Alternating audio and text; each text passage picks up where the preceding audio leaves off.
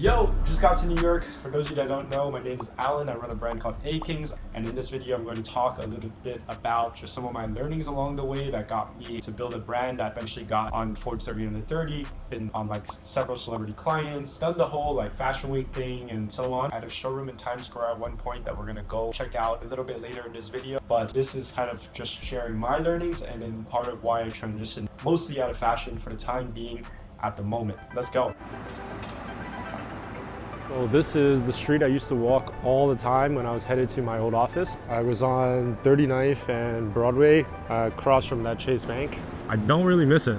I mean, like, I feel like when I was in the office over here, I literally spent maybe like, I want to say like 12 hours, sometimes 16 hours. Pretty much the moment I woke up, I had some food, I would go to the office and I would leave super late at night sometimes when I was super stressed throughout the business or just different things that were going on, with the brand. I felt really alone just like working in this office because all my friends would have events or invite me out to things and I just never really felt like I should step out of the office and go do these things. And don't get me wrong, like I had a whole team here. I want to say like 2 to 3 people at any given time, and then sometimes one person just working on things. But even then, I just always felt like really I needed to be there, and I didn't really want to go anywhere else as well. So it just was not productive for me to have this office over a period of time because I felt like it also really limited my creativity in a lot of ways as well. One thing I will say though is this street is super iconic and was very inspiring for the start of my journey in fashion. I moved literally across the street from Calvin Klein, for example, and then we had like Donna Karan on that side of the street.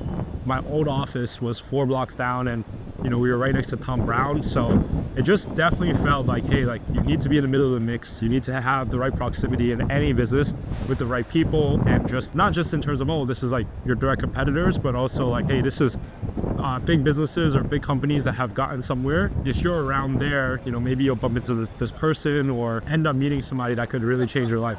So honestly, I got no complaints about working digital right now. Sometimes here and there, I do miss cooking up a couple clothes, but for the most part, I'm like, yo, you know how much it used to take me just to make, a pair of jeans, sample it, produce it, and just the overhead and the logistics of shipping, customer service, go to market with it, and then essentially just like sit on sizes when I don't have certain people buying certain sizes, things like that. And now I'm just like, it's just relieving, So I'm really happy about that. Now, I'm not saying this is goodbye for clothing forever. I still definitely plan to release more pieces, with friends or just like with companies. I'll do collaborations and things like that. But I just want to start sharing my life, documenting it a little bit more, sharing just my journey, everything I've been going through. And maybe that will hopefully help some of you guys out there if you want to stay tuned and follow along of that. But yeah, this is just an experimental channel. So thanks for watching.